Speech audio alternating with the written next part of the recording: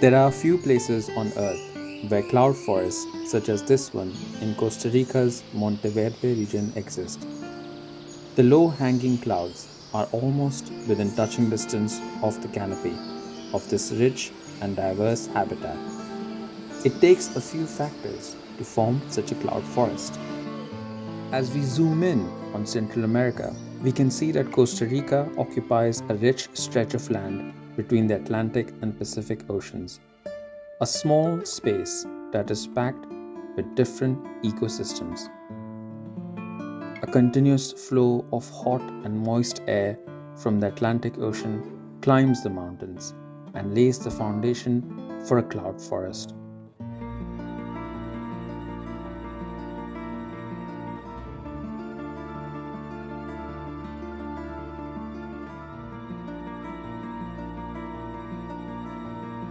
A tropical, high altitude woodland that is enveloped in the clouds.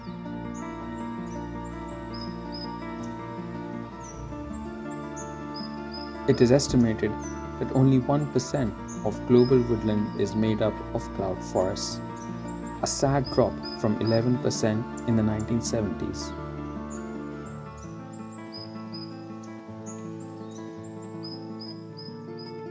We can truly appreciate these clouds from the valleys and lowlands below.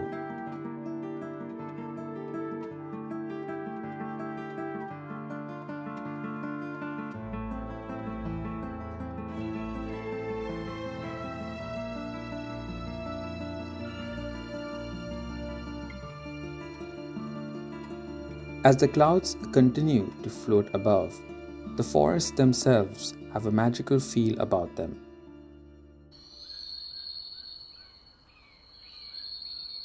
More than 3,000 species of plants have been uncovered here. Prehistoric ferns grew to gigantic proportions, and they add to the drama and intensity of these cloud forests.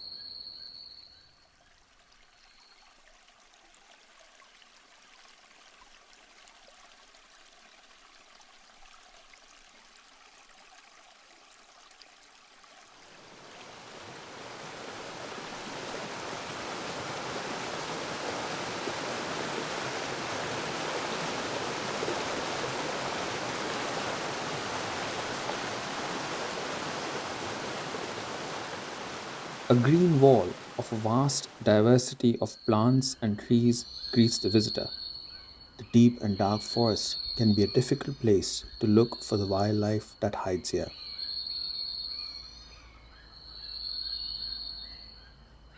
With patience, though, a few creatures will start to reveal themselves. A Central American agouti patrols the forest floor. It remains well hidden in the undergrowth and moves cautiously. It will eat any fallen fruit because the high density of fallen leaves and the scarcity of sunlight prevent the formation of any flower meadows or key food plants on the ground.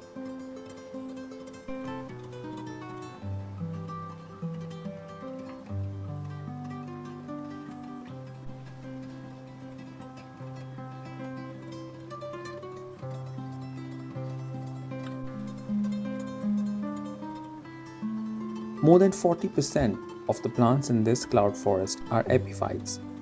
These are plants that have evolved to grow on the branches and trunks of other trees.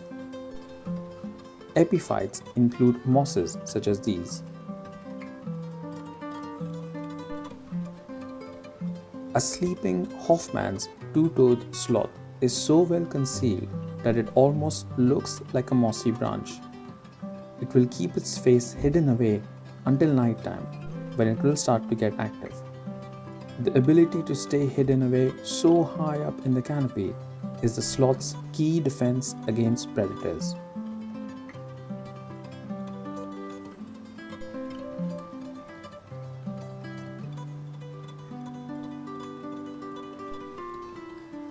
Bromeliads, such as this one, are also another type of epiphytic plant. It takes time and effort to look beyond this vertical green carpet. But look you must, for it is only then that you will find the colors that these forests hide.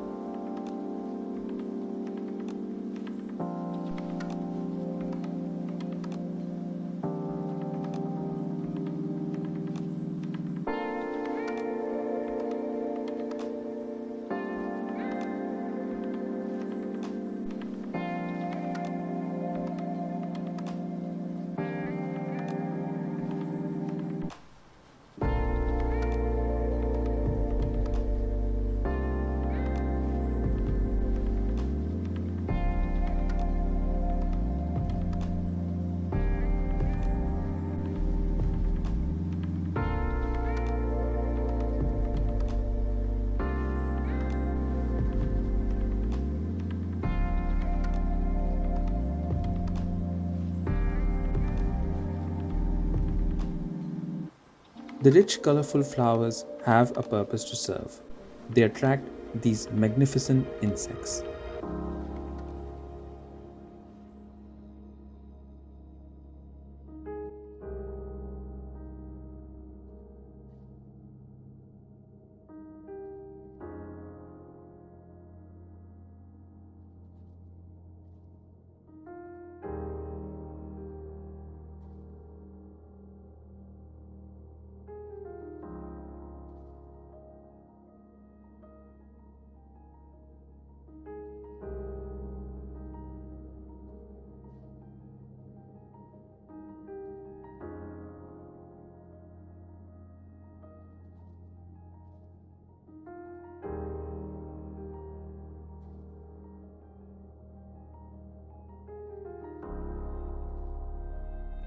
And wait until this one unfolds its wings.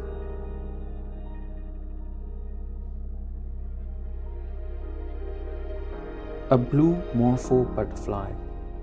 The brilliant blue colors are not from a blue pigment, but rather because of the refraction of light from the overlapping microscopic scales on its wings.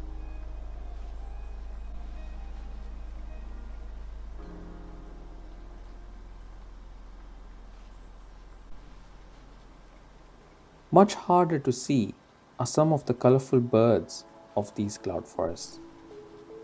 It stays silent and usually keeps to the darkest corners of the forest, so very few observers know if it's even there.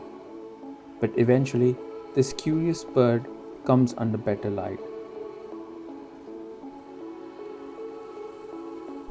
The lessons motmot.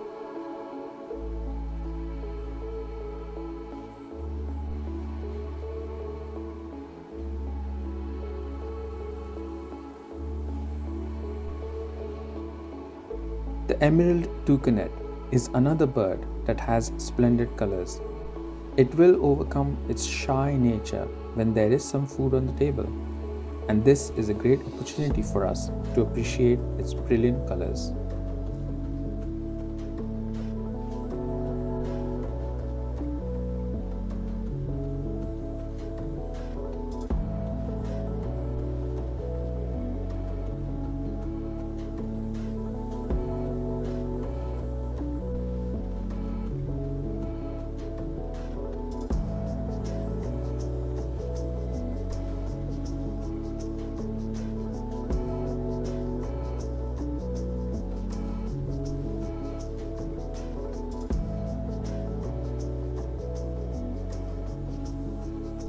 But our next group of birds are so fast that you may wonder if they are living in a different plane of existence altogether.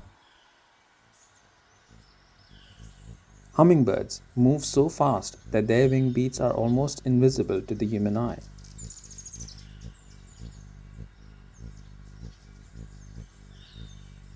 Moving at such great speeds, though, takes up a lot of energy, and eventually one will settle down and sit on a verbena branch. Here, you can really appreciate the beautiful colors of the lesser violet pear.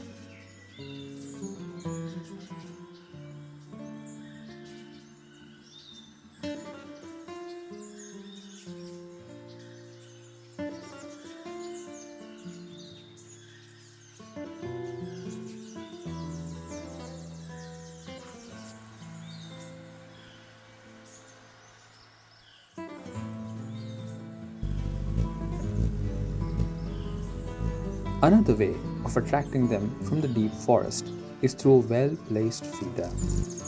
Here, they are engaged in such a feeding frenzy that they ignore the presence of humans almost entirely. Hummingbirds have specialized beaks, and here we can see the mechanism in which they consume the liquid food.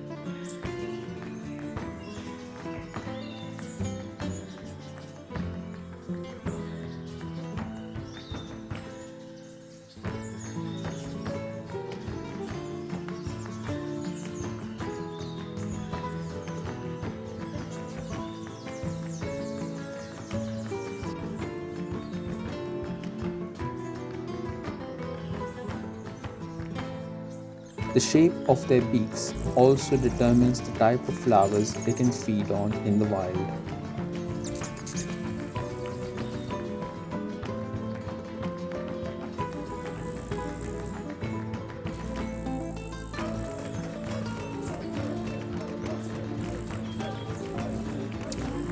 Some use the sunlight to show off their beautiful colors in order to attract a mate or to ward off any rivals.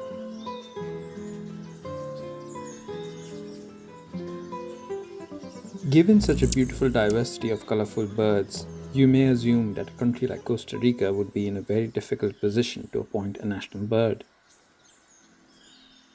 We have already seen some of the birds found here, and these are just a handful of the ones found in the cloud forest.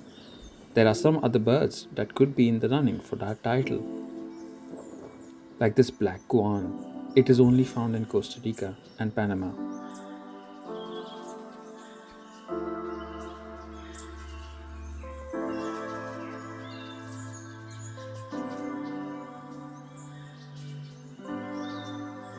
Or what about this intriguing crested guan?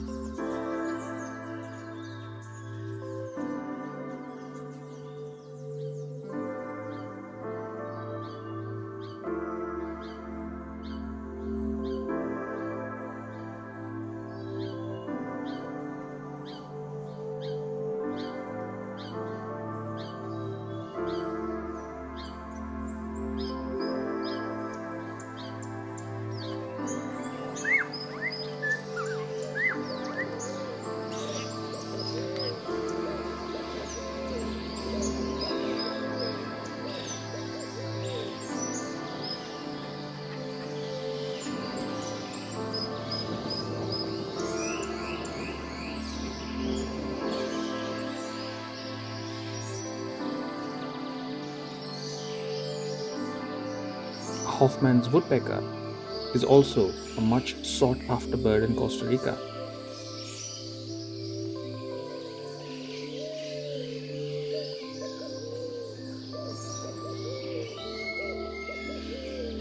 A tropical kingbird could also be a worthy contender.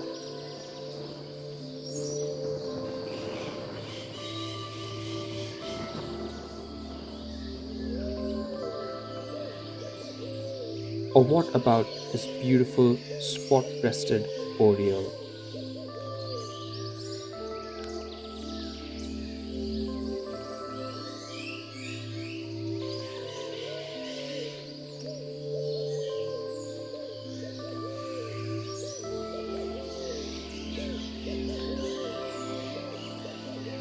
Or this adorable ferruginous pygmy owl?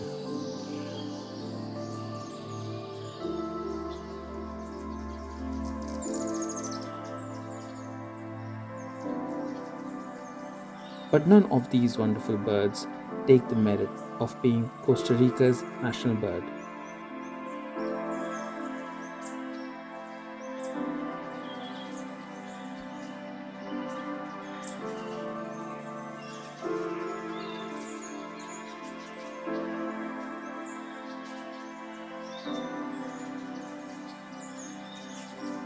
That honor is bestowed upon a surprisingly ordinary looking bird.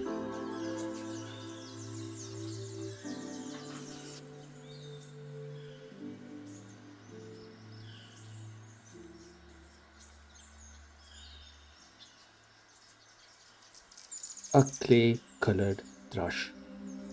Despite having a drab plumage, the clay colored thrush holds a special place in the hearts of the people of Costa Rica. It lives closer to human habitations, so it is not as hard to see as some of the other birds. It normally remains silent until we reach the end of the dry season, when the leaves have run dry and the heat becomes unbearable.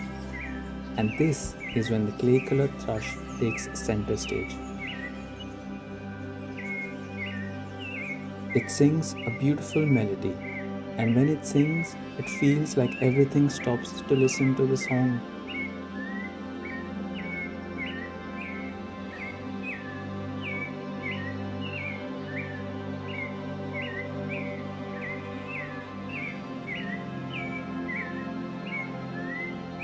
The song to call upon the rains.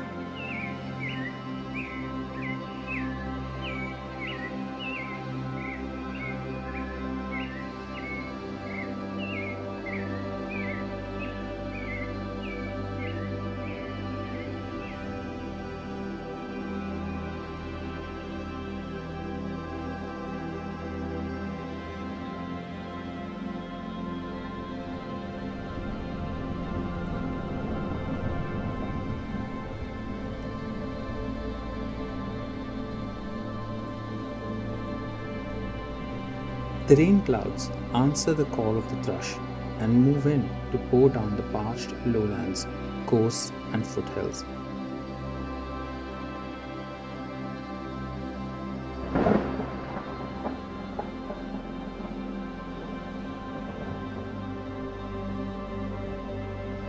And even the usually moist cloud forests are topped up with the life-giving rainwater. Climate change will eventually mean that one day the call of the clay-colored thrush may never get answered. But for now, we will be happy to keep faith in the song of Costa Rica's national bird.